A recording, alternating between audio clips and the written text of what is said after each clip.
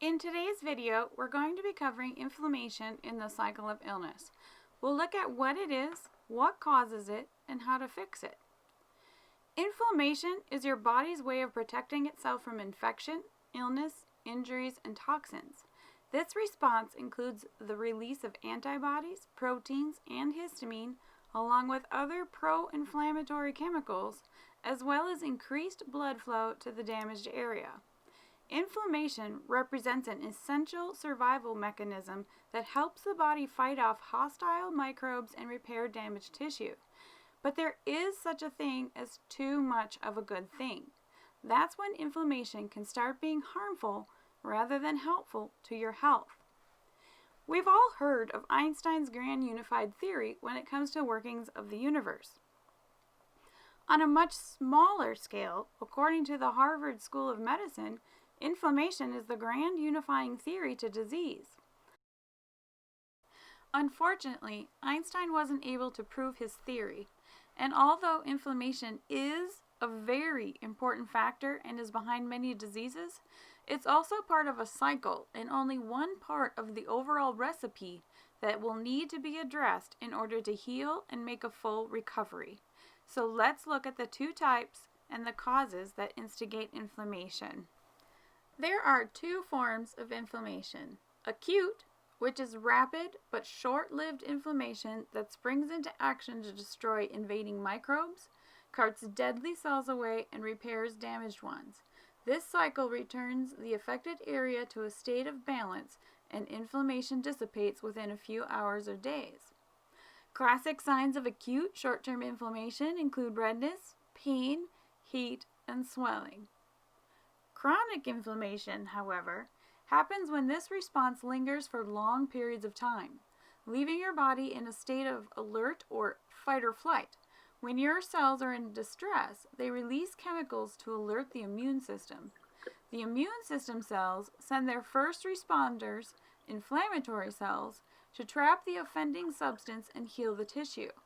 As this complex chain of events unfolds, blood vessels leak fluid, called vascular permeability, into the site of the injury, causing swelling, redness, and pain.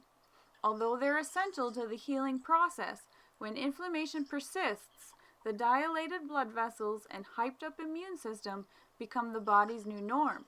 Your body remains on a high alert all the time.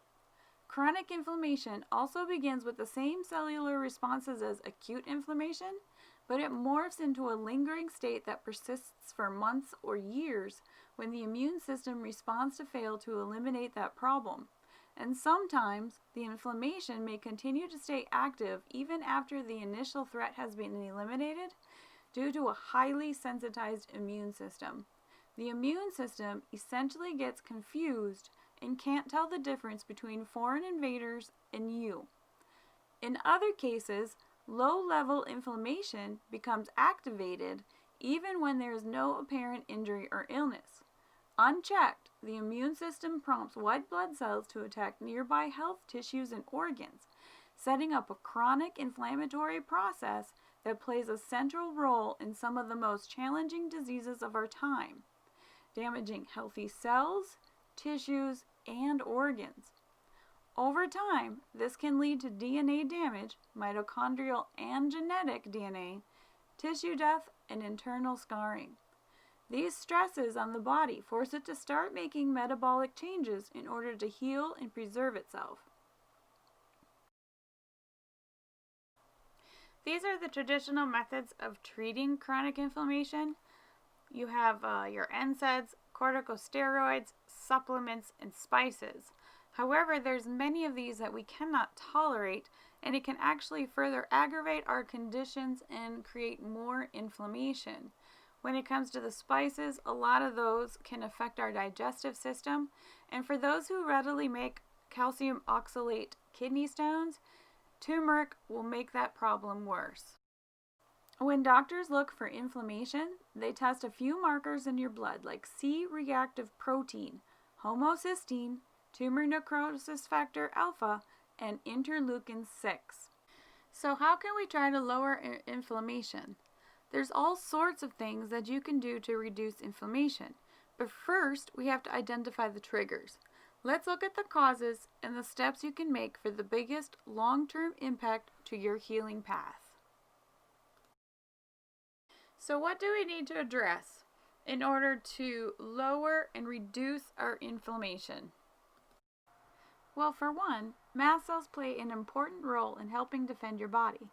They're members of the innate immune system and are often considered the first-line immune responders. These little guys, as we discussed previously, are the master switch to your entire immune system. When activated, they release chemicals such as histamine, tumor necrosis alpha, tryptase, chymase, amines, leukotrienes, prostaglandins, cytokines, chemokines, and other growth factors. And this assortment of chemicals are all pro-inflammatory. In order to heal, we have to address any mast cell issues and stabilize them.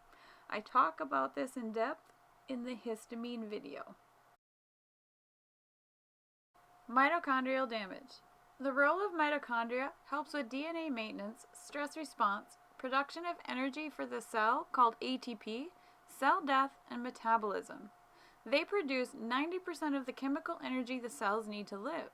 Interruption or corruption of these processes can cause systemic effects that include the immune function, cell development and growth, amongst others. However, recent science reveals that the mitochondria also plays a central role in pro-inflammatory signaling of the innate immune system, those are your mast cells again, and triggering the inflammatory response. However, addressing mitochondrial dysfunction and restoring back to normal could represent both preventative and therapeutic for various conditions related to chronic or severe inflammation. What affects mitochondria? Drugs, including pharmaceuticals, pollutants, allergens, certain genetic differences, dead virus vaccinations like the flu shot, diet, exercise, age, and chemical overload, and non-chemical stressors like emotions, oxidative stress, can all affect your mitochondria, and that toxicity from those stressors can cause mitochondrial damage. In order to get a handle on mitochondrial issues, all of the items in the cycle of illness will have to be addressed to make this happen, but there are 3 general rules to help correct mitochondrial damage. 1. Reduce toxins and detox. And you don't have to do anything special, your body already knows how. With the exception of those with the MTHFR gene mutation, you might require a little extra help. 2. Exercise. Get moving. Even slow, gentle exercise like Tai Chi, Qigong, general yoga, and walking is enough to help stimulate growth of new mitochondria. It also helps the body to detox. 3. Proper nutrition. You need to stabilize your sugar intake, increase the good fats, cut out the toxic fats, increase plant foods rich in phytonutrients, high fiber, and prebiotics if it's tolerated. This may require to try new foods that you wouldn't have ever considered eating before. Poor methylation. Think of methylation, or its opposite, demethylation, as the mechanism that allows the gears to turn, and it turns biological switches on and off for a host of systems in the body. In science, methylation means the addition of a methyl group or an atom, or it just completely substitutes the atom. So let's take a look at the pictures up above. The picture on the left, this picture represents one methyl group in various molecule formations consisting of 1 carbon and then 3 hydrogen atoms. The R represents the reaction that takes place.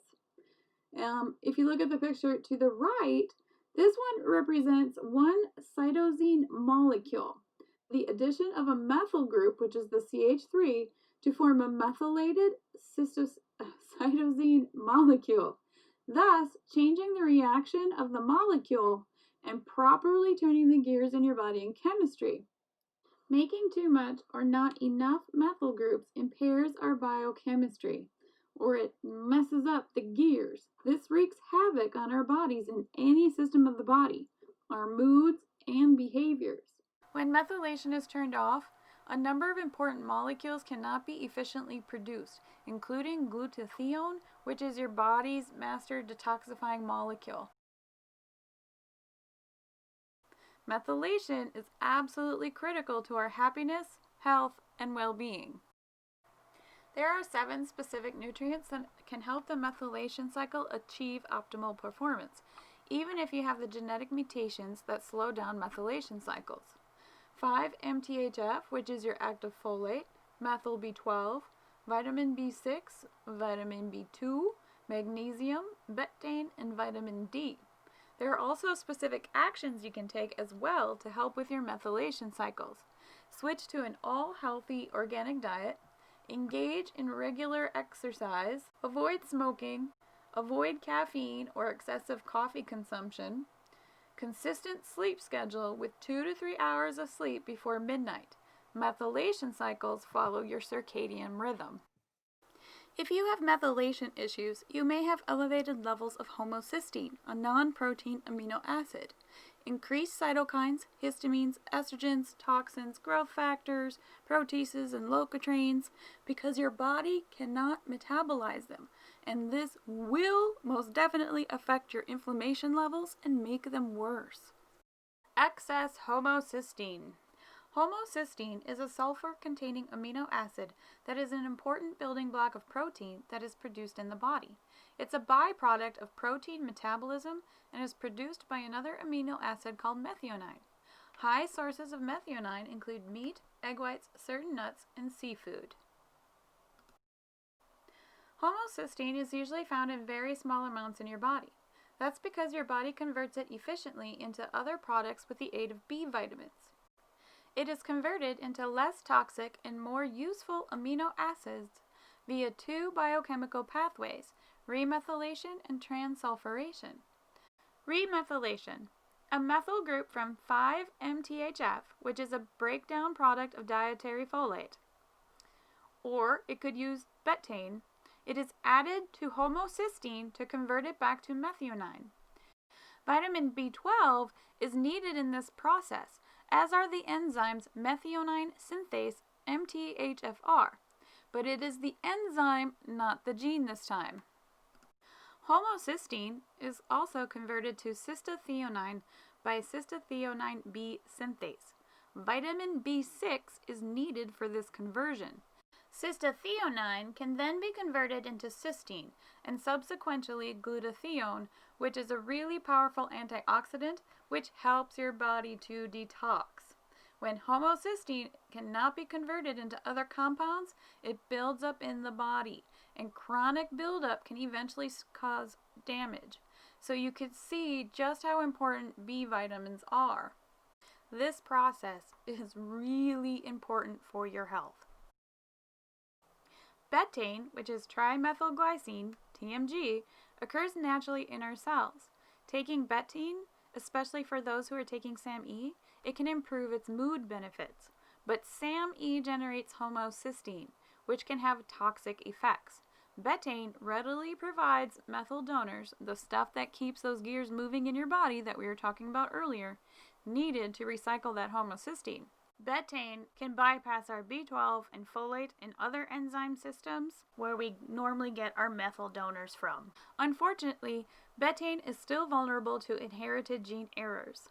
But many individuals who are unable to achieve healthy homocysteine levels by taking folate and B12 experience success by taking betaine. Factors that increase homocysteine levels. Those are your high protein meals, or if you're just eating a lot of protein, vitamin B12, B6, and folate, which is B9 deficiencies.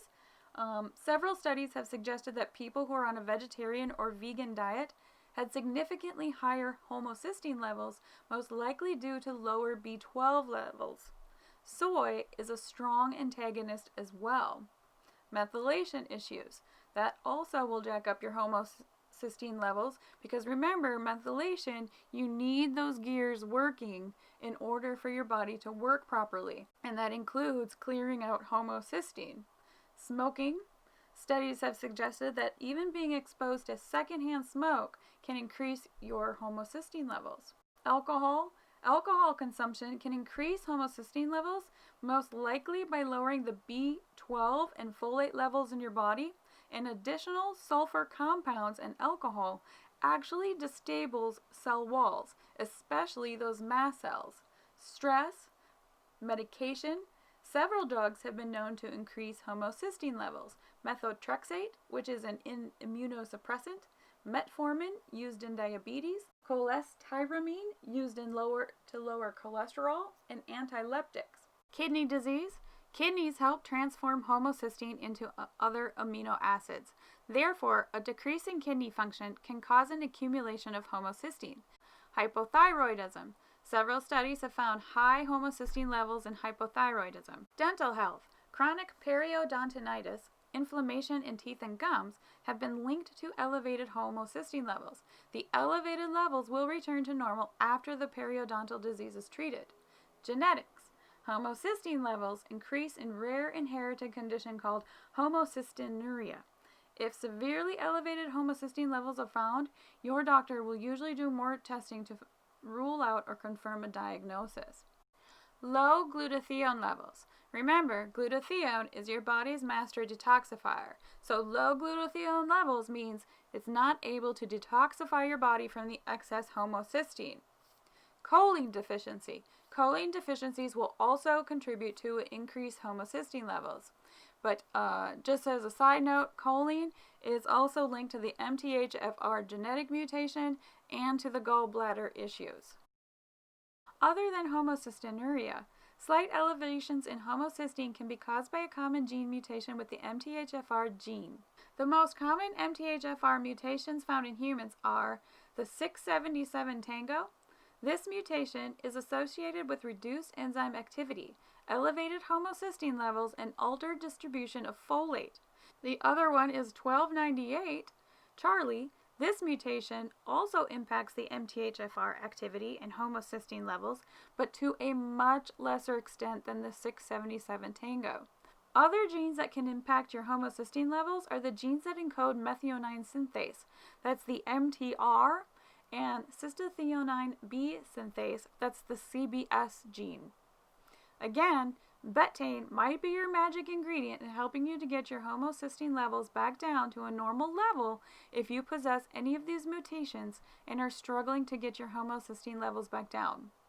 Elevated homocysteine levels are encountered in sleep apnea, autism, gut disorders, heart disease, insulin resistance, depression, cognitive function, dementia and Alzheimer's, autoimmune diseases, osteoporosis, and migraines. How to decrease your homocysteine levels. First, you need to start off with a healthy organic diet filled with plenty of green leafy foods. Those will help tremendously in helping reduce your homocysteine levels. But make sure your diet consists of fruits and vegetables high in B9, folate, B12, and vitamin B6. It's important to note that just taking supplements with these vitamins to lower homocysteine levels will not prevent diseases and disorders associated with the high homocysteine. In fact, those supplements, if you're taking too many, can actually be harmful to you. So in other words, homocysteine is most likely a marker of a healthy diet and lifestyle. You have to address all of the items in the cycle of illness to improve your health and achieve a happy, healthy body. Regular exercise. Although exercise increases homocysteine levels in the short term, in the long term it actually lowers it overall to a healthy level. Manage stress. Quit smoking. Quit alcohol. Alcohol is chock full of phosphates and other chemicals that raise homocysteine levels. Phosphate alone is toxic to the body, and the cheaper the alcohol, the more they tend to have, especially in wine. With methylation impairments, this effect is much worse and affects mood and behavior. Supplements. Some supplements have been found to help decrease homocysteine levels, like omega-3, N-acetylcysteine, that's your glutathione, which is your master detoxifier, probiotics, the L-plantarum, but only if you can tolerate it, beta-carotene, and betaine. As we learned earlier in histamine and the cycle of illness, is that damage and injuries to the gut can cause a host of health issues. 70 to 80% of your immune system resides in your digestive tract. Small masses of lymphatic tissues in the small intestine, known as Peyer's patches, protect mucous membranes by releasing white blood cells and monitoring the bacterial population in the intestines, preventing an overgrowth of harmful gut flora. High numbers of toxic gut biomes may cause inflammation, compromise your immune system, and is linked to chronic diseases, autoimmune disorders, musculoskeletal pain, and mental health issues, and it can all start in your gut. A damaged gut will also produce less DAO, which combats histamine buildup in your body, also triggering inflammation and immune responses. Also, when the gut is badly damaged, it does not move food through your intestines as well as it should, leaving food to sit in your gut and start fermenting, which will also drastically raise the histamine burden, cause further damage, and create infections or bacterial overgrowths. Multiple aspects of our health depend on molecules produced in the gut microbiome. The health of the gut microbiome is reflected in many processes in our bodies, including chronic inflammation and associated disease risk. The gut microbiome is a delicate ecosystem of bacteria that live in your large intestine. It's not only important for your physical health, but for your mental health as well. Stress causes alterations in the gut microbiome, causing dysbiosis, a term used for microbial imbalance or maladaptation. Dysbiosis has been shown to significantly increase anxiety levels. They're also shown that chronic stress can reduce levels of important probiotic bacteria called lactobacillus. Studies in humans have shown that the probiotic bacteria can help alleviate depression, increase stress resilience, and relieve anxiety. Research also suggests that the gut bacteria talk directly to the brain and influence chemicals like serotonin and gamma-aminobutyric acid, or GABA. Mast cells are also fundamental elements in the intestinal barrier as they regulate the epithelial function and integrity, modulate both innate and adaptive mucosal immunity, and maintain neuroimmune reactions, which are key to functioning of the gut. There are certain molecules that the gut makes that helps with our health, and unfortunately, the human body can't make them, but our bacteria can. Butyrate is a short-chain fatty acid produced by microbes from dietary fibers that the human body cannot digest. Butyrate is one of the best-studied microbiome-derived molecules for its broad benefits for our health. First of all, it helps to maintain the integrity of our digestive tract and supplies most of the fuel for our cells in the gut lining. By doing so, it bolsters this barrier and helps prevent metabolites, food particles, and unwanted bacteria from crossing into the body from the intestines. Low butyrate production and below average levels of butyrate-producing bacteria are found in many inflammatory and metabolic diseases including Crohn's and ulcerative colitis. Butyrate also helps modulate the immune system by reducing the production of tumor necrosis factor alpha and interleukin-6, and these are highly found inflammatory markers for those with inflammation or autoimmune disorders. Butyrate also promotes anti-inflammatory signaling. By doing so, this chemical promotes healthy and balanced microbiota and even protects against colon cancer. Butyrate can also be beneficial in healing the gut. Boosting butyrate with diet is easy and low risk for most of us. A high-fiber diet can boost butyrate production because it encourages the butyrate-producing bacteria in your colon to thrive. But if you're here, chances are you won't be able to tolerate many of these items. So for those of us with healing our guts and keeping inflammation markers lower, a good primal earth probiotic is better. If we're having serious gut issues and it's damaged, high fiber will only make symptoms worse. But we can combat chronic inflammation with lifestyle, diet, and gut microbiomes. Chronic inflammation is influenced by what we eat.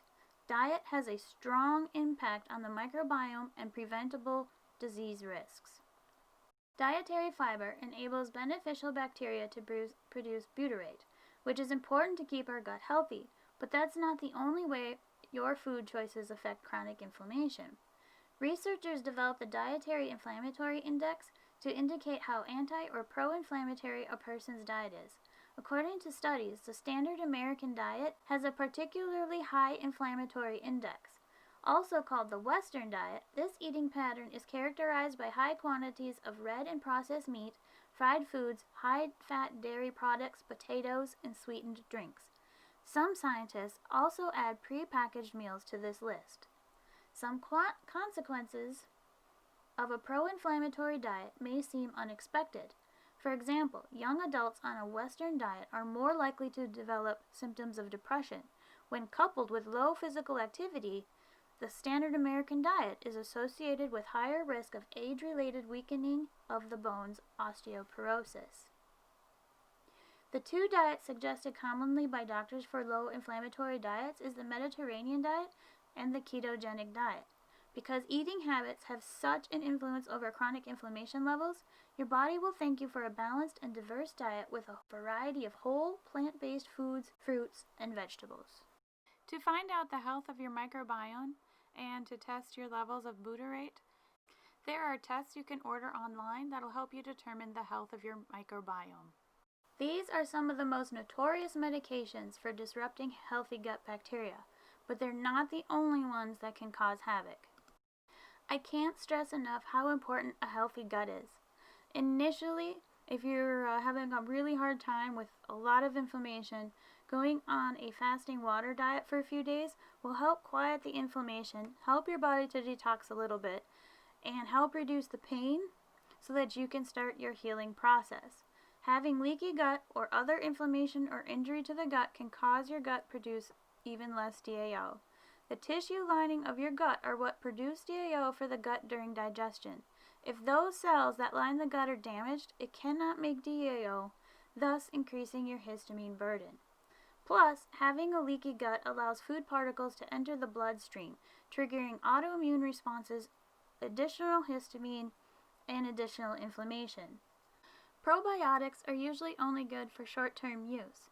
However, because everyone is just a little bit different, if you find it extremely beneficial to continue taking it, especially if you're on the standard American diet, it will continue to help maintain a regular balance of flora in your gut, help reduce damaging inflammation and bloating, and help reduce histamine levels as well.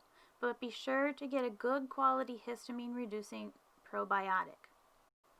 However, some probiotics out there or long-term use can actually upset the balance of good bacteria in the gut and interfere with the immune response. So, fruits and vegetables are the best sources of nutrients for a healthy microbiota. They are high in fiber, which can't be digested by your body. However, the fiber can be digested by certain healthy bacteria in your gut, which will also stimulate their growth. However, again, like I said before, if you cannot handle fiber due to a severely damaged gut, a good primal earth probiotic will help you. The next subject in gut health, we're going to be talking about SIBO and how it affects you and what to do about it. SIBO is an abnormal number of bacteria in the small intestine that comes up from the colon. It can lead to bloating and increased passing of gas, diarrhea or constipation, abdominal pain, nausea, fatigue, and in more extreme cases, the small intestine may not be able to absorb nutrients. In these situations, you may also experience weight loss and anemia or iron deficiency. Specialists understand that there are different levels and types of SIBO. These distinctions matter when determining the most appropriate treatment. There's hydrogen-predominant SIBO and there's methane-predominant SIBO. Use of certain medications could be linked to SIBO. These include narcotic medications, antispasm medications for irritable bowel syndrome, long-term use of proton pump inhibitors, which are medications that decrease acid in the stomach to control heartburn, frequent use of antibiotics, which can alter the bacteria in the small bowel. Of course, there are other items that can contribute to SIBO as well. Post-infections, generally caused by certain autoimmune diseases. This is generally due to susceptibility and use of medications needed to treat it. Diabetic enteropathy is a less known manifestation of diabetes in the GI tract that affects the large bowel. It results in diarrhea, constipation, and incontinence, which generally happens more often at night. Gastric bypass surgery can lead to SIBO due to scarring, adhesions, and other complications. Pseudo-obstructions, this generally concerns the muscles, nerves, hormones, etc. And what happens is it doesn't allow food to move through your system as effectively as it should. Abdominal surgeries can also trigger SIBO due to scarring and adhesions. The recruitment of more mast cells to heal the area after surgeries like appendix, cesarean, gallbladder, or other organ removals, along with endometriosis, all affect your gut and the possibility of developing SIBO. And again, this is damage in the area and it recruits more mast cells. We've already discussed some of the medications that can do this. Stress also affects the amount of hydrochloric acid your stomach pumps out, which then affects your gut motility. And eating too much junk food. So, decreased digestive enzymes, nutritional deficiencies and hormone imbalances, taking medications and birth control, gastroenteritis, and diets high in carbohydrates and sugars will all lead to SIBO. So in order to try to minimize your risk of getting SIBO, you want to try to minimize your surgeries as much as possible, which I know can be difficult to do, and have an active lifestyle and a good diet. You can help heal SIBO by following a low FODMAP diet. You can also use antimicrobial herbs that have a natural antimicrobial antibiotic property, and it can help kill and clear out the bacterial overgrowth. They can be used to treat SIBO in reoccurring SIBO and as an alternative for initial treatment. You can also do a strict water diet, no more than 7 days, to starve out the bacteria and kill it. But please, if you do this, talk to your doctor first. You can also use coconut charcoal for those who can tolerate it because it has beneficial enzymes to help the healing process. If you cannot have coconut charcoal, just regular activated charcoal can be beneficial as well. It will also help bind up the chemicals produced in the bacterial overgrowth and prevent it from entering into your bloodstream. There are drugs that your doctor can prescribe, however, they come with many side effects. If natural methods and medications are not working, seeing a specialist and following a very specific protocol can help you get to the bottom of your SIBO issues. Unresolved or recurring SIBO will lead specialists to test these following items in order to help diagnose the cause. But again, I cannot say enough how much a proper diet and exercise can help prevent these issues from ever occurring. Put simply, Candida is a fungus, which is a form of yeast that flourishes in your mouth and in your intestines. But don't worry, it's actually supposed to be there in small amounts. It can be very beneficial. It helps you digest your food and absorb the nutrients that you need.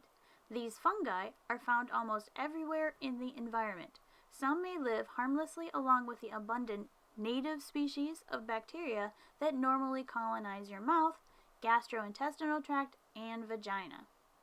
Usually, Candida is kept under control by the native bacteria and by the body's immune defenses.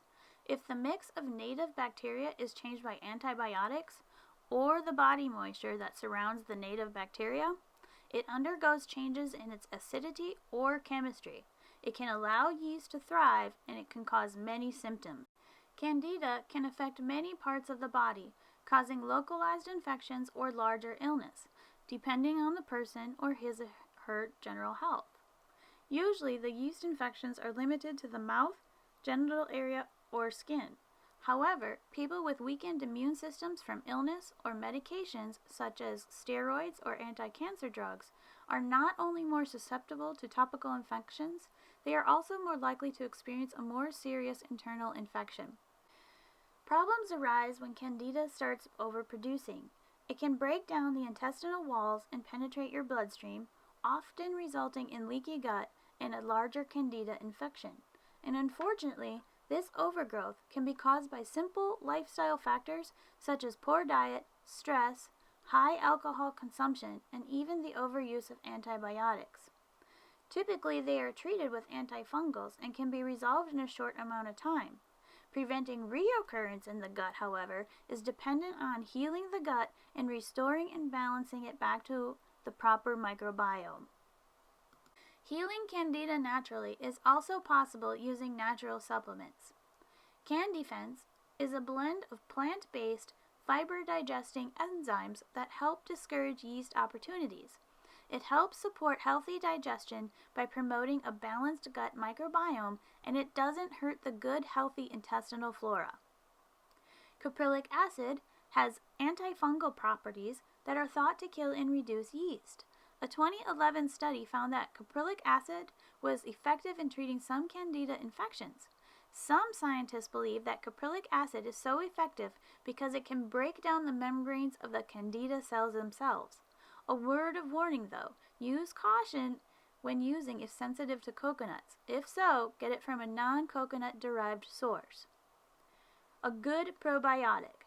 A good probiotic is a live bacteria and yeast that is good for you, especially the digestive system, in improving the gut health and balancing the microbiome. If you want to add activated charcoal to bind up the byproducts of the yeast production, you can. Just make sure to take it several hours in between your supplements. You don't want to bind up the ingredients that are trying to help you. These particular items are extremely beneficial and can help you to heal. I do not receive anything for endorsing these products. They just happen to be the ones that I use and have had the best luck with because they are specially formulated for those with mast cell issues without fillers and other harmful ingredients. And seeing that mast cells are the master switch to the entire immune system, I personally recommend them, but please check with your doctors. If you go with a different brand, just make sure to do your research and look at the ingredients, as not all products are created equally. Celiac is a chronic autoimmune disease. The treatment for celiac disease is a lifelong adherence to a gluten-free diet. The gluten-free diet heals the bilious atrophy in the small intestine, causing symptoms to resolve. Following the gluten-free diet also helps prevent future complications, including malignancies. Crohn's and colitis are the two main types of irritable bowel disease. Crohn's disease is a complicated chronic condition that causes inflammation and ulcers in the intestine. The most common symptoms are cramping, belly pain, diarrhea, fever, and weight loss. Some people have severe flare-ups with crippling pain. Treatment options can include antibiotics, steroids, or other medications, but sometimes surgery may be needed to remove diseased areas of the intestine. Crohn's disease isn't well understood because it's unknown what triggers the immune system to mistakenly attack the intestine. The immune system's response can cause inflammation, leading to symptoms of Crohn's disease. There are many therapies out there, from herbal remedies to mindfulness practices. But before you do, be sure to tell your doctor about anything you want to try so they can let you know if it'd be safe or not. To treat Crohn's and ulcerative colitis, naturopathic doctors address the whole person, including mind, body, emotions, genetics, environmental exposures, and socioeconomic factors. Once a patient has been diagnosed with Crohn's, ulcerative colitis, or other IBDs, a doctor will create a tailored treatment plan based on each patient's individual presenting symptoms, in context with the patient's overall health and lifestyle. While there are no well-documented cures yet, the goal is to help prevent flare-ups, achieve and maintain remission, and heal as much of the underlying inflammation as possible. There are ways to help heal it. You can start off first by an elimination diet by avoiding triggers, artificial sweeteners, high-fat foods, high-fiber foods, caffeine, dairy products, and alcohol. Curcumin, turmeric, can be used to help reduce inflammation. However, there are contradictions to using this. For example, turmeric should be avoided by those who readily make calcium oxalate kidney stones. Probiotics, to modulate the immune system and prevent flare-ups. Stress reduction via exercise like yoga, that's the best one, Tai Chi, Qigong, and meditation. Wormwood capsules, bone broth, quitting smoking because smoking raises your homocysteine levels, which causes more inflammation, and a consistent sleep pattern, 8 to 9 hours a night at the same time, preferably starting 2 to 3 hours before midnight to optimize your methylation cycles and help the immune system. Sleep is very, very beneficial to the immune system. This can be a tricky one. Many argue what came first, the inflammation or the autoimmune disorder that is causing more inflammation. Autoimmune diseases occur when the immune system mistakes its own tissues as foreign and mounts an inappropriate attack on the body. Overblown inflammation is a common thread in these conditions. In the case of autoimmune diseases, overproduction of cytokines and chemokines leads to inflammation of a body tissue. For example, too many cytokines in the joints can lead to rheumatoid arthritis. This condition worsens when chemokines summon more and more destructive immune system components to the joint, amplifying the inflammatory response. Pathogens like germs, bacteria, viruses, or fungi are all notorious for setting off an immune response. The body activates immune cells like the mast cells, signaling the release of chemicals, which are all pro-inflammatory, including histamine. When the pathogens are neutralized, the body is usually returned to homeostasis. However, on occasion, especially those with methylation issues, even after the immune system has dealt with the pathogen, the body may remain highly sensitized, or the body has stored the virus, like it does in chickenpox, shingles, etc., stores it near the vagus nerve, and the body still mounts an immune response, possibly leading to a low-level chronic inflammation, even though the pathogen is now inert. The gallbladder is a pear-shaped digestive organ located on the right side of the abdomen, located just below the ribs. Its role is to store and release bile for fat digestion. It stores bile that is produced from the liver and then releases the bile through ducts into your small intestine. The bile will then help to break down any foods that you eat. Fatty foods require more bile to break down. For most people, the gallbladder will not cause much concern or any issues in your lifetime. When inflamed, however, it can cause abdominal pain, nausea, vomiting, and possibly even fever. If a stone blocks this duct, bile backs up, causing the gallbladder to become inflamed. This is known as acute cholecystitis. Here are 15 of the most common causes of gallbladder pain. Some you can control and some you cannot. However, eating a healthy diet with a wide variety of nutrients found in leafy greens, vegetables, and fruits, coupled with exercise, will help support proper function of the gallbladder. Now, we've talked about what the gallbladder does and the most common causes that create gallbladder pain, but there is actually a whole other element to this.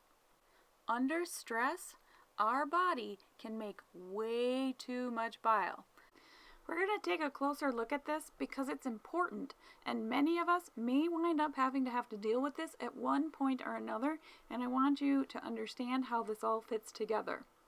Because methylation and gallbladder issues go hand in hand as well, there can be a chain reaction if they're not properly supported. When your body is stressed, especially chronically stressed or continuous autoimmune responses, it will result in your cortisol levels going up. Now, you know the liver is affected with methylation issues, but it's not just the liver, it includes the gallbladder and pancreas as well. This stress tells your body to release more bile, which can result in acid indigestion, inflammation, heartburn, esophageal inflammation, and aggravate and inflame your pancreas, bladder, kidneys, intestinal tract, which could also cause acid diarrhea, along with a host of other symptoms like tachycardia, etc.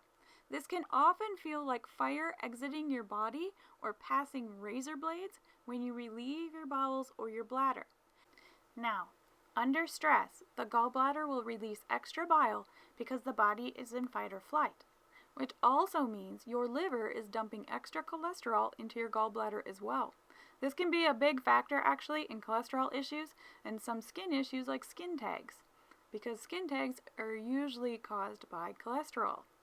This is where it tends to stem from. Now, some doctors may decide to put you on cholesterol meds to help you with your gallbladder pain, but you want to try to heal as naturally as possible, as statins are difficult to come off of after you start them, and some tend to cause more mitochondrial damage. The pancreas, it releases your digestive enzymes that helps break down your fats, carbs, and proteins. If this organ is deficient, it doesn't release the appropriate amount of digestive enzymes and subsequently cannot effectively digest your food properly. In fact, pancreatic insufficiency is often misdiagnosed as IBS. Pancreatic insufficiency over time leads to insulin resistance, accumulation of toxins, overgrowth of bacterial infections, dysbiosis, leaky gut, protozoal, and other parasitic infections. It is, in reality, the underlying reason for indigestion and other health problems like the ones we've been talking about. So the important thing to walk away with here is that all digestive issues mean that there are pancreatic deficiencies. And unfortunately, the blood tests that evaluate the basic enzyme presence in our bloodstream are not accurate representation of our pancreatic function. And with so much attention going to the gallbladder or liver, pancreatic function is often overshadowed or forgotten. So, to support the gallbladder, 550 milligrams of choline needs to be consumed per day, and you really need to get it from your food. Choline creates like this protective barrier or force field, I guess you could say, inside the gallbladder, and this protects the organ from the acidic, toxic bile. Methyl B12, B6, D, 5-MTHF, zinc, and magnesium will help support the liver and your methylation. Pancreatin will most likely be needed to aid in digestion. Dosage, however, will depend on how much deficiency you have. Vitamin B3 is absolutely required for activation of pancreatic enzymes inside of the pancreas. But other vitamins that support the pancreas are copper, magnesium, selenium, manganese, zinc, A, D, E, K, and alpha-lipoic acid or ALA. Here is a good list of vitamins, minerals, and supplements that will help in aiding your pancreas.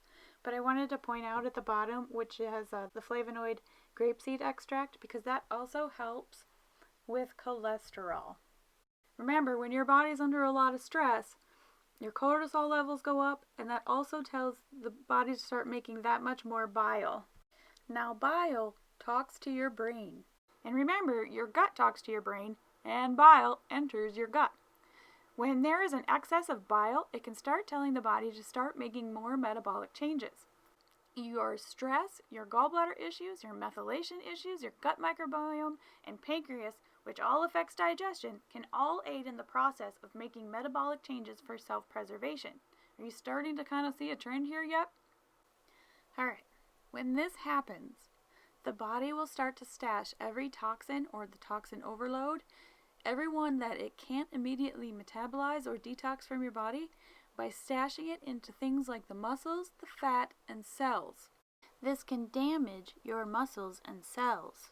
When this happens, you may notice extra weight, sore, burning, sluggish muscles, fatigue, and most commonly, the formation of belly fat called adipose tissue. Everybody has some to a degree, but with toxin overload, the body stashes it in the adipose tissue, and then your belly starts to grow. With enough belly fat, or adipose tissue, it starts acting as an endocrine organ and pumping out more hormones and releasing a protein that tells the body to create more inflammation. This can start a really vicious cycle, and it can make all of your symptoms and your condition worse, further weakening you. Only reducing stress, addressing what's causing your immune response, losing the weight, supporting methylation cycles, supporting your gallbladder and pancreas will help in the healing process. For more information on this, please see the papers on methylation, digestion, and gallbladder on my websites. All of this will help with maintaining proper gut microbiome as well, which, remember, houses 80 to 90% of your immune system, and that will help you to heal your overall health. The gut is vital to your health, and these organs that we've been talking about are essential to your gut. I really wanted to cover this because many of us will have to deal with these symptoms at one point or another. As you can see, this process can kick off some pretty big inflammation issues. Insulin resistance. When you have this condition, you will have higher amounts of inflammation. You're going to be stiff, you're going to have pain in your body and in your joints. And of course, this all comes from sugar. So sugar is very highly inflammatory. And of course, we're not just talking about sugar. We're talking about the hidden sugars like juice, bread, pasta, cereal, sweeteners, dried fruits, etc. All those hidden sugars can cause a lot of inflammation as well. This is the most common reason for inflammation, but not the only one for chronic sufferers. Although, as soon as they change their diet, the inflammation always seems to stop. Insulin is the body's defense against excess sugar. Insulin keeps the blood sugars from going over 100 milliliters per deciliter. What does this mean exactly? Imagine 2-gallon jugs, one filled completely and the other one only half full. That represents the entire volume of your blood in your body. There should be no more than half a teaspoon of sugar in that entire blood volume, meaning your gallon jugs. Anything over that becomes toxic to your body because sugar is toxic. Anything that is over half teaspoon is going to start causing damage in the form of neuropathy, that's where your hands and feet hurt, heart disease, stroke, inflammation, which we're trying to reduce, diabetes, visceral fat, that's the fat around your belly, vision changes affecting the optic nerve, cancer, because sugar feeds cancer. Now, your body uses 3 types of fuel to keep it running: carbohydrates, proteins, and fats. Carbohydrates is a glucose, which is another type of sugar. This is the least preferred method of fuel because glucose causes damage. Proteins, which can increase inflammation. Fats seems to be the most preferred method of fuel. So glucose is the least preferred method of fuel because it's a quick fix. Usually athletes use this, for example, oranges and Gatorade at halftime at a soccer game to help refuel the players. If given a choice, the body will always choose glucose, or sugar, because the fact that it's toxic. It puts the body in an emergency situation, and it wants to get rid of it as fast as possible before it causes damage. If there's too much for the body to handle, it'll stick it in the cells, the fat, anything it can do to get rid of it so it doesn't cause harm to you. Fat is a cleaner fuel, and it uses less oxygen, reducing the risk of hypoxia, which is oxygen depletion in the tissues, or hypoxic, oxygen depletion in the blood. So, insulin is a detoxifier hormone that is meant to detoxify the excess sugar. This includes the hidden sugars as well. Cortisol. It is normally an anti-inflammatory hormone. Cortisol is an adrenal hormone. It's produced by the outer portion of the adrenals. It's supposed to, in theory, get rid of inflammation, as well as assist in other functions in the body like carbohydrate metabolism, detoxification, neurological benefits, endocrine regulation, metabolism, musculoskeletal benefits, and the fight or flight response when in stressful situations to help you deal with the threat.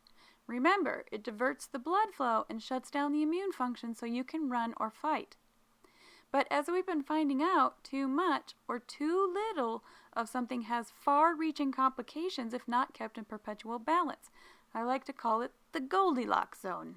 If your body is under stress, whether physical or emotional, your body will raise the cortisol levels to deal with that stress, and this is when the body goes into fight or flight. As you can see with this diagram, high cortisol affects multiple organs as well. Under stress, the brain utilizes the hypothalamus pituitary pathways and also uses the central nervous system to communicate with the adrenals. It raises your adrenaline and cortisol. This affects the cells, and things like tumor necrosis factor starts to drop, and low tumor necrosis factor is linked to autoimmunity, so we want to avoid our stressors to prevent this from happening. But something else happens in the brain as well. The high stress and release of cortisol actually affects your memory big time. Too much of it can drastically make it difficult to remember, recall, learn, and have the ability to affect future learning and how you learn while they're still high. When they go back to normal, the processes will improve. The longer you keep your levels low by preventing the fight or flight response, the better your memory starts working. And by the late 40s, if cortisol levels remain too high, it can even cause a little brain shrinkage. But you can fix it, heal it, and reverse the brain atrophy. The number one thing you have to do is lower your cortisol levels. Get rid of all those triggers and your stress levels. The next thing you'll have to do is start exercising. This helps the brain heal damaged nerves, restores neurons and their transmission, and the brain will go back to normal size and you'll regain your cognitive functions. In the muscle tissue, interleukin-6 is released, which actually tells the body to make more cortisol and adrenaline. It will also lower those tumor necrosis factors and upregulate your plasma interleukin 1Ra in your immune cells, which are the macrophages and the monocytes. And these tell the body to make more inflammation. It also raises the interleukin 10, which is actually an anti-inflammatory cytokine that helps regulate the immune responses from going way overboard. The adipose tissue, with high cortisol levels, it will start accumulating more belly fat, which is an unhealthy white adipose tissue, the dangerous kind of fat that we've been talking about. It also starts acting as an endocrine organ while also dropping your tumor necrosis factors. It also tells the body to create more inflammation. In the spleen, it upregulates the CD4 T regulatory cells. These are the big heavy hitters in your immune system that takes care of your pathogens and microbes. They also take care of cells, the molecules that are infected, or they are badly damaged. It will make some metabolic changes in the CD14 and CD16 subsets as well. This can make a big difference in your autoimmunity and how you feel overall. So you could see just how important it is to get a handle on your mental stress triggers and also the triggers to your body driving up your cortisol levels. If you have the COMT methylation gene, this gene controls the way your body responds to stress. You will most likely have high cortisol or adrenaline. This can make the nerves in your hands and feet hurt just like a diabetic type nerve pain, as well as extreme sweating and many of the other symptoms. But there's a flip side to all this. You can have not enough cortisol, and you can cause it from having your cortisol levels too high for too long, causing a negative feedback loop that shuts off your cortisol production altogether. So when you have lower amounts of cortisol, like cortisol resistance, then you have a situation where it's low in certain parts of the body but high in others. Or you run out of cortisol because you have adrenal fatigue, and then you can develop inflammatory conditions big time. There's a condition called Addison's, which is a very low adrenal burnout where the person has inflammation everywhere in their bodies. One popular individual that had this was John F. Kennedy.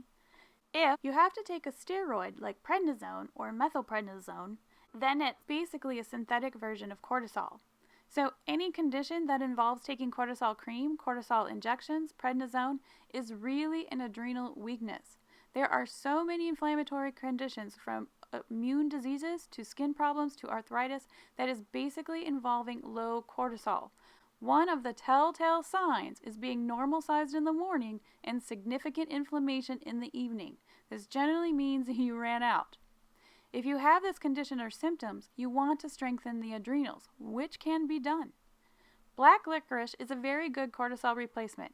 Not the candy licorice, but licorice extract. The Chinese version is much gentler on the body and can really help out with your blood sugars as well to help break that vicious cycle, which will also help reduce your inflammation levels. The Western version of black licorice is pretty strong, and many of us may not be able to tolerate it. So you can see just how important maintaining adrenals and healthy cortisol levels are to our health and overall inflammation. Infections. This can be a big one for many. It's amazing how one infection could completely change your health for the long term. I've heard of people coming down with one infection in their lifetime that completely debilitated them for the long haul. When you get an infection, you're going to have inflammation because it's part of the immune system. The body is starting to attack the foreign invaders. Many folks have yeast or candida or viruses, bacterial infections, which is an overgrowth of unfriendly bacteria in certain parts of their body. Something even as simple as a damaged tooth or unhealthy gums can cause inflammation because it leaks bacteria back into the bloodstream, which travels straight to the heart. All these different infections can occur in the body, which could result in developing all sorts of inflammatory conditions in different parts of the body. There's even a very small microbe called a nanobacteria that seems to use a calcium shell that protects itself. It's generally located in the gut. So it's really hard to kill this microbe because it's very protected and very stealthy. You also have these very small nanobacteria that can create infection in the body, and that also creates more inflammation and more problems in organs like the kidney, the heart, and tartar on the teeth. One remedy to dissolve the shell of the nanobacteria is something called ETDA. ETDA is a chelator. So this chelator pulls the shell off the nanobacteria, and then you want to take a natural antibiotic. Sometimes, when someone has this particular connection to inflammation, you want herbal antibiotics to clear the infection. What is a chelator? Its job is to bind and hold on to minerals and metals such as chromium, iron, lead, mercury, copper, aluminum, nickel, calcium, cobalt, manganese, and magnesium. When they are bound, they can't have any negative effects on the body, and they are removed from the body. Chelators also help rid your body of heavy metal toxicity. A chelator can be given intravenously or intramuscular. It's also used in things like pharmaceuticals to improve stability, detergents, soaps, shampoos, agricultural chemical sprays, contact lens cleaners, cosmetics, and it's even used to help preserve food and promote texture, color, and flavor. And it can also be used in certain blood collection tubes used at the lab at doctor's offices. Cloves, oregano, thyme, and even garlic can help clear out old infections. And of course, you want to avoid sugar that feeds the infection. So this type of infection is extremely common, and it's a type of low-grade infection that doesn't show up as major player because it's hiding. The big thing you're going to notice is serious fatigue. Trying to clear the infection naturally puts less strain on your gut and the flora in it, as antibiotics can kill the healthy bacteria, further damaging the gut, making inflammation and allergies worse. In many studies, they found that the right combination of herbs can be just as powerful as a prescription antibiotic, and in some cases, even work better. It may come as a surprise to learn that a decades-old injury, or infections for that matter, can trigger a new round of medical woes. A fracture or sprain can cause subtle changes in the way a joint functions, even after it has healed. Low-grade stiffness and inflammation is generally due to a lack of circulation in there. That is, if it's not directly caused by another problem, like food allergies. If the cartilage protecting the joint is damaged, bones can rub against one another, causing further damage to the joint and attracting the attention from the body's immune system. The immune cells then try to repair the joint again. Inflammation develops, leading to swelling and pain. Gentle daily exercises like yoga, tai chi, qigong, all of those can greatly reduce the inflammation even from old injuries. Allergies. This one is the most obvious. When you eat something you're allergic to, you become inflamed in the gut and in the intestines, both large and small. If you have something like leaky gut, it can also allow food particles to enter the bloodstream and incite an immune response or allergic reaction. Something interesting to know here, though, is that certain parts of your body could be allergic to certain things, but not other parts of the body. Kind of interesting, right? This kind of explains why we sometimes have localized reactions versus wide systemic reactions. Allergies are notorious for causing inflammatory conditions. Sometimes the things we do on a daily basis, like our habits, can be the culprit, and we just haven't realized we have an allergy to it. Such as like your coffee, your daily caffeine, there could be something in our vitamins, or something as simple as too rigorous of an exercise routine. So the classic offenders, though, are normally dairy, nuts, gluten, GMOs, nightshades, pollens, molds, biotoxins, etc. They just create too much inflammation. It raises your homocysteine levels and increases your histamine burden. Alcohol and junk food. Now, this one is pretty self-explanatory, but it is filled with chemicals, toxins, sugars, GMOs, haptens, phosphates, and other chemicals that are all oxidizers to the body, all of which increases inflammation, impairs motor, neuro, and cognitive functions, and can make conditions much, much worse. Oftentimes, it can be the last straw that breaks the camel's back, or in this case, your immune system. So alcohol and junk food can create more damage to the body and instigate more inflammation. And most of the American standard diet is junk food. So for many, this is the main source of inflammation, and cutting out those foods can be life-changing. If or when the liver gets damaged from all the junk food and alcohol, you're going to have even more inflammation. Plus, alcohol is known to destabilize mast cells, which then begins a response that increases histamine levels and other pro-inflammatory chemicals. If you drink wine, just remember the cheaper the wine, the higher the chemical content like phosphate is in it, which will increase your histamine burden further and give you a hangover worse than if you had bought the expensive wine. But for our purposes, it is best just to avoid it altogether, especially with methylation impairments. Omega-6. Omega-6 fatty acids are a type of polyunsaturated fat found in vegetable oils, nuts, and seeds.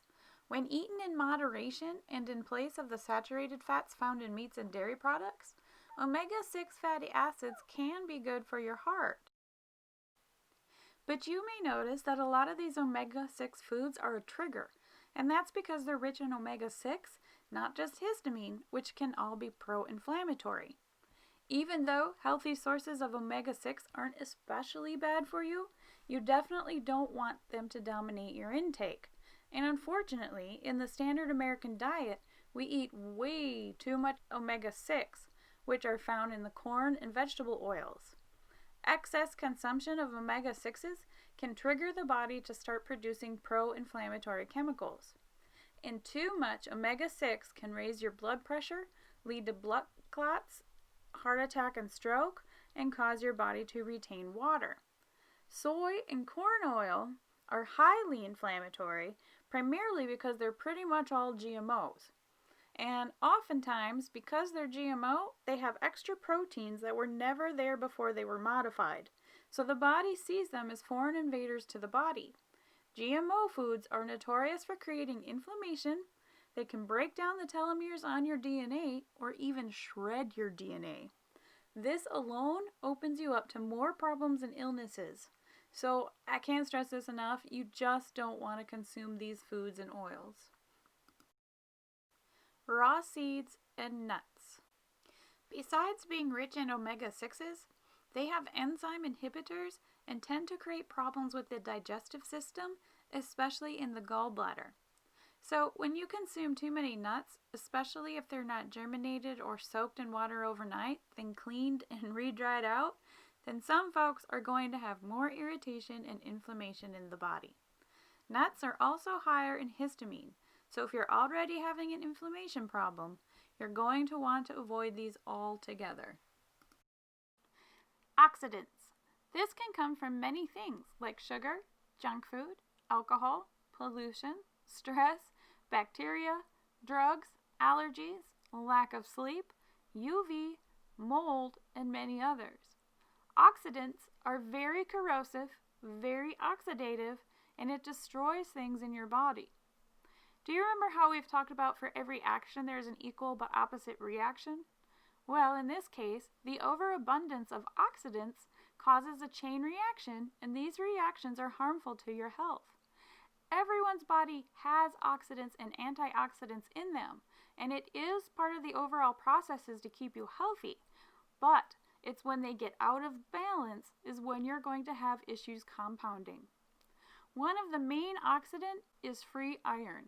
And one of the ways to get free iron building up in your body is through vitamins and supplements, fortified foods like bread, and junk food. There are so many low-grade, low-quality supplements and vitamins, junk foods, and fortified foods that have iron in them, and they're always in the wrong form for your body. Free iron, along with other oxidants, they go straight to the brain and they destroy or oxidize the brain. It can affect the heart, arteries, and basically kind of creates a rusting effect in the body.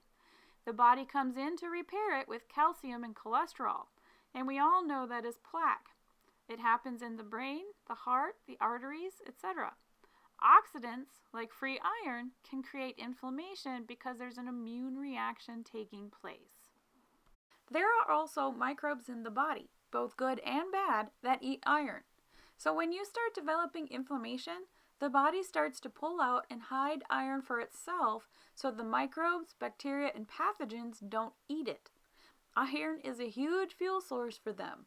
So if you develop more infections than usual, you generally have too much free iron and you're feeding the microbes, etc.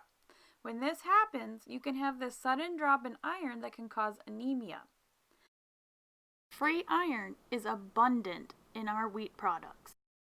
Manufacturers enrich wheat products with it, and this free elemental iron is going to feel very heavy in your gut when you eat it. In Europe, they do not enrich their bread because of its negative health effects. Only America does.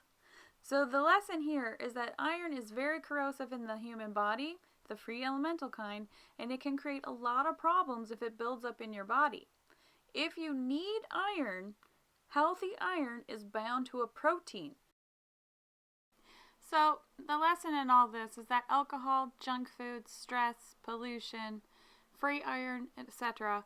are all oxidizing to the body and can cause inflammation and damage to the body. For many of us, this can be the prime source of inflammation, and cutting out those offending foods can be life-changing. If the liver were to get damaged from oxidative processes, you're going to have a lot of inflammation.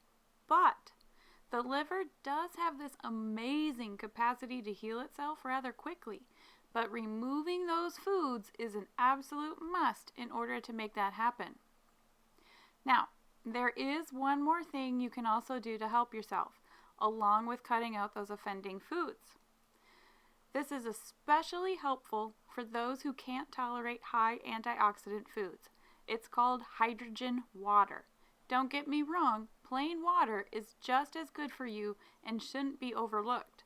However, hydrogen water is regular water with hydrogen gas added to it.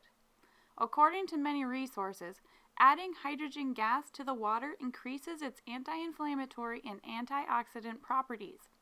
It's been touted for its ability to increase energy and improve muscle recovery. Some studies have shown that those with metabolic syndrome who drank 30 to 34 ounces of hydrogen-enriched water per day had significant reductions in the bad LDL cholesterol, increases in good HDL cholesterol. They had greater antioxidant activity and reduced levels of inflammatory markers like the tumor necrosis factor, alpha, after 10 weeks. So how is adding hydrogen to water supposed to help? Free radicals, or oxidants, are unstable molecules that contribute to oxidative stress. They are a major cause of disease and inflammation. So hydrogen fights these free radicals in your body and protects it from the effects of oxidative stress. The added hydrogen is not bonded to the water molecule, particularly the oxygen atom in your H2O. And it lends its electrons, which is technically oxidizing to the hydrogen, but it's not harmful to you, by fixing those unstable molecules and creating antioxidant molecules. It is believed because it's not bonded to the water, it's easier to absorb in the body and more readily usable.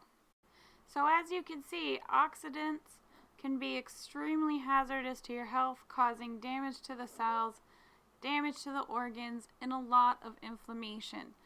So it's important to combat this with lifestyle choices, diet, and exercise. We've all heard the implication of smoking throughout our lives. Smoking is a carcinogen, which we all know causes cancer. However, smoking causes immune modulating changes like immunosuppression, immune cell infiltration, insulin resistance, metabolic disturbances, and a wide variety of inflammation ranging from pulmonary to systemic. However, there is another type of smoking that has been made legal in many states to include the VA, using it to help chronic pain and PTSD veterans. Because, after all, it's natural, right? Wrong. Well, yes, it's natural, but it has the exact same side effects. Smoking can be another one of those smoking guns to breaking your immune system. Cannabis and things like CBD oil raises the homocysteine levels in your body drastically, which will also increase your inflammation levels significantly. Tinctures and oils, etc. are all filled with additives and preservatives in order to make them, and they use other toxic ingredients to process it. Some even add some ingredients to help it taste better. All of these are actually harmful to your overall health. Even though the effects of cannabis or CBD may seem to be helping initially, especially while it's active in your body, but this will sneak up on you and catch you off guard eventually.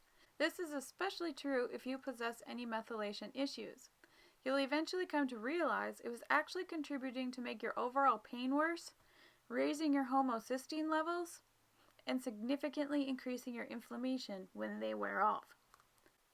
While the science is still technically out as to the effectiveness or safety of weed, I highly recommend avoiding it at all costs. At the end of the day, it's still a carcinogen, has all the same bad health effects as smoking regular cigarettes, and can eventually make your issues worse in the long run. The only difference is the high you feel helps mask the symptoms until you become completely intolerant to it. If you possess the MTHFR gene mutation, I cannot say this enough, run far, far away from it. It will do you absolutely no favors in the long run, and you do not want to do anything else that will further lead to your demise. Obesity. Overweight and obesity causes low-grade inflammation. This relationship means that unhealthy lifestyles can modify people's physiological response. There is a specific type of tissue called adipose tissue. There is a subcutaneous adipose tissue, which is just below the skin. And then there is the visceral adipose tissue that lives under the abdominal muscle up against the intestines. This is the dangerous kind of fat that has the biggest impact to your overall health. This is the type of fat commonly referred to as visceral fat, which for men can create the beer belly effect and for the women the muffin top look. The purpose of adipose tissue is to store energy reserves in the form of triglycerides. Triglycerides, or lipids, are the main type of body fat in humans, and it is used to release energy. Now, don't get this confused with the mitochondria and how they're the powerhouse of the cell. So mitochondria is the powerhouse to the cell, the triglycerides are the power to the body. When you eat, your body converts any additional calories it doesn't need right away to be stored in the fat cells, and this is in the form of triglycerides. Between meals, hormones will release them, the triglycerides, to help keep your energy levels up. This is the body's preferred method of fuel energy. Remember, like we talked about in insulin resistance and cortisol, the favorite type of fuel for your body is fat and not sugar. Adipose tissue, in its addition to its function of storing energy reserves in the form of those triglycerides, also has an important function as an endocrine organ, producing a variety of molecules called adipose cytokines, such as interleukin 1, interleukin 6, interleukin 8, interferons, which is a type of protein that binds to receptors, tumor necrosis alpha, leptin, and resistin. The production of these molecules by adipocytes, coupled with the destruction of these cells, induces inflammation to become chronic and influences other systems by altering their functions, which leads to different diseases. So what does this mean? Basically, it means that visceral fat, which is your internal belly fat, sends out signals to produce more inflammation. It does this by releasing those adipose cytokines. And we all know that cytokines are pro-inflammatory factors which are closely related to chronic degenerative diseases. This process will also significantly raise your homocysteine levels along with other pro-inflammatory chemicals and immune responses. This process will continue until you reduce the weight and fat reserves in your body. So, obesity is a state in which there is an overaccumulation of subcutaneous and or abdominal adipose tissue. This adipose tissue is no longer considered inert and mainly devoted to storing energy. Instead, it is emerging as an active tissue in the regulation of physiological and pathological processes, including immunity and inflammation. There are 3 types of adipose tissue: white adipose tissue, beige adipose tissue, and brown adipose tissue, and each of them perform a different function, with white adipose tissue having the largest health risks of all. And with all these chemical reactions taking place inside of the body, It creates an oxygen deficit in the form of hypoxia or hypoxic muscles. And this basically feels kind of like walking through quicksand, or you just got done running a major marathon or working out extremely hard even when you have not. Haptens. Let's see what's happening with haptens. See what I did there? Haptens are a giant source of inflammation for some people, and yet you hardly see any information about them. We know how to avoid toxic chemicals, but we know very little about haptens, what they are, and what they're in. Haptens are these teeny tiny little molecules that can pass through your clothing and skin. It can cause severe allergic response, immune response, and inflammation. Haptens are everywhere. They're in medications, supplements, hormones, milk formula for children. They're in the air as forms of pollution. They're on the ground with the pesticides, and there are also certain types of plants like poison ivy, etc. They're in our food, like the additives. They're in our beauty and household products like deodorizers, perfumes, candles, cleaners, etc. It's often why some folks, despite taking their medications and wearing masks, still have serious allergic or immune reactions.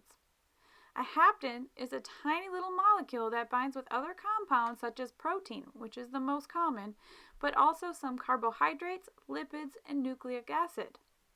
A hapten is incapable of acting as an antigen alone, but when it successfully finds a larger carrier to bind itself to, it will stimulate the production of antibodies.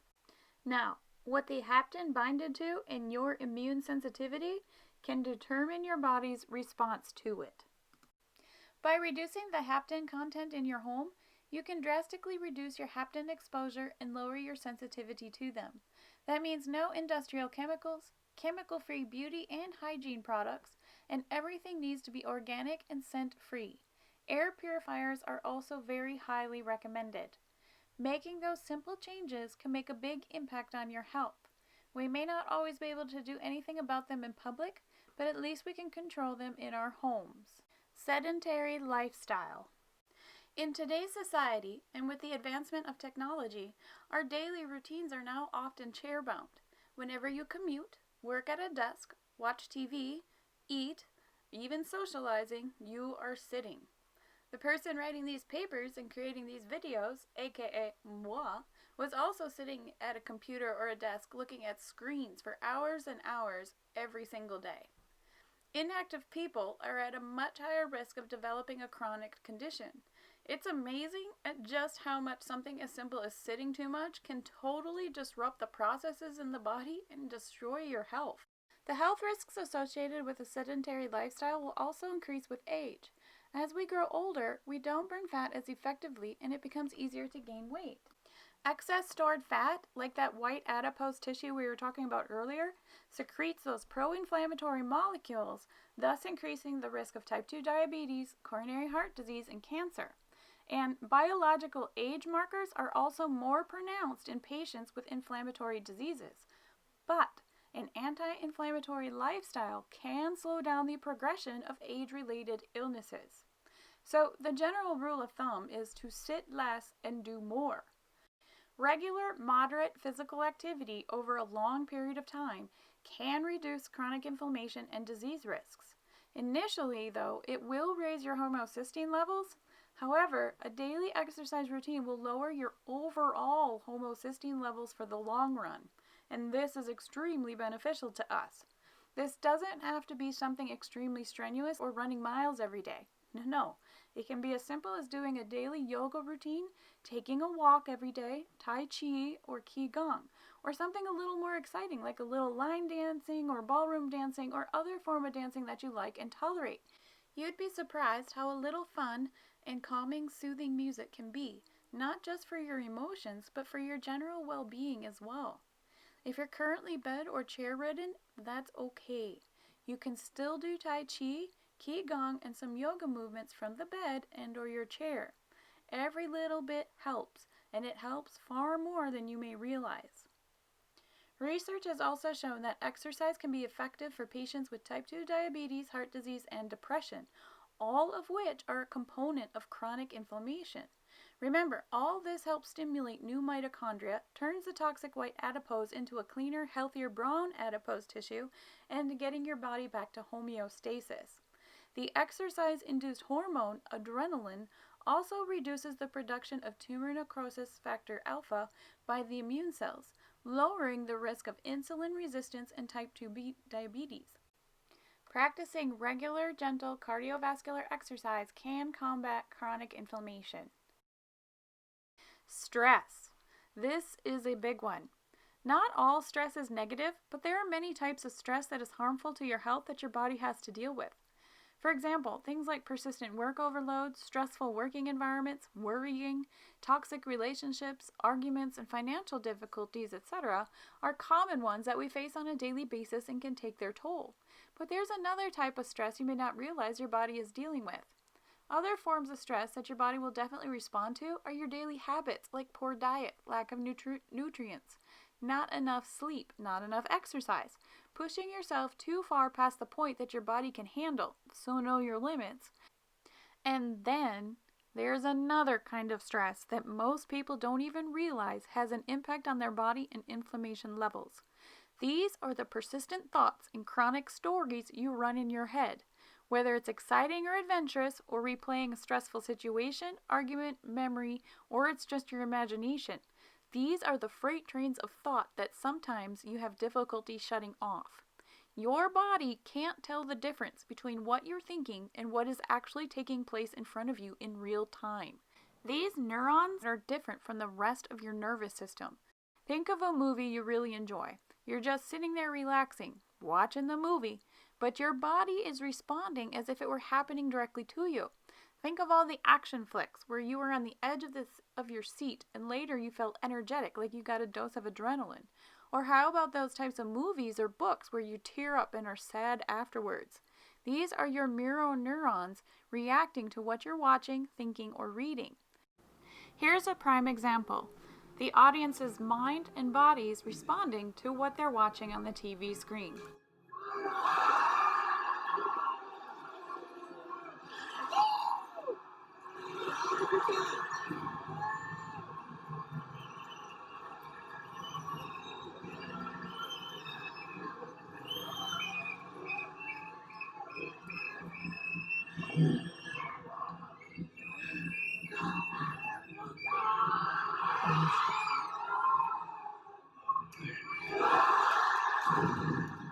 So this is actually a really big stress on the body as well. And all of these different stresses affect almost every system in the body, putting our cells and tissues on high alert and stimulating the production of several hormones, including adrenaline and cortisol. And as we discussed earlier, elevated cortisol levels are also linked to weight gain and insulin resistance, both of which are factors of inflammation.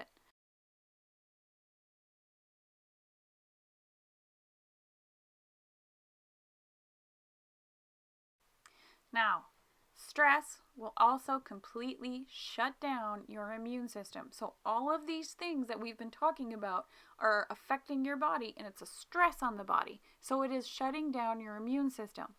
Think of it this way. If you had an infection, but all of a sudden you found yourself in a life and danger situation, it kicks in the fight or flight mode. It pushes the hormones and all the blood to your limbs so that you can fight or run away, i.e. take flight. Now, ask yourself, if you're in a life or death situation, would you rather have your immune system using everything it's got to fight the infection? Or would you want it to be put on pause so that you could fight or flight? Your body cannot do both at the same time. So if you're chronically stressed, you are effectively shutting down your immune system and your body is in a chronic state of fight or flight. This increases blood pressure, fatigue, adrenal burnout, anxiety, depression, sleepless nights, weight gain, and many other things. Your body is then going to start making metabolic changes in order to preserve itself. The biggest change it makes is in your methylation cycles. And methylation cycles affect everything. So you can actually get stuck in fight or flight mode until you address every last one of the issues causing stress to your body. And you get to a place of peace, safety, and relaxation, both physically and mentally. Only then will the body start to reprioritize and go back to healing you. And this can take some time to do. It's definitely not an overnight fix, and it depends on how long you've been chronically stressed and stuck in fight or flight mode.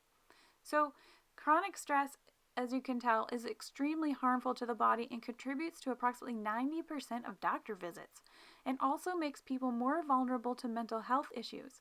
Fortunately, there are many things that you can do to combat chronic stress. Number 1, exercise. Remember, a sedentary lifestyle is one of the horsemen of the apocalypse to your health. Get at least 20 to 30 minutes every day, even if you're bed or chair ridden. 2, mindfulness practices like meditation, breathing exercises, yoga, tai chi, and qigong. Practice being in the now. This can help quiet your mind and relax your body. 3, playing peaceful and relaxing music. This is beneficial to the body, and believe it or not, sound has healing properties as well. 4, staying as emotionally detached as possible. You want to limit your exposure to news that is stressful as well as TV and movies. Anything that elicits an emotional response, as these are what they call emotional allergens and have the same effect on your health as regular allergens. You've all heard of the Serenity Prayer, and also meditation can help with this too. 5, stabilize your sleep habits.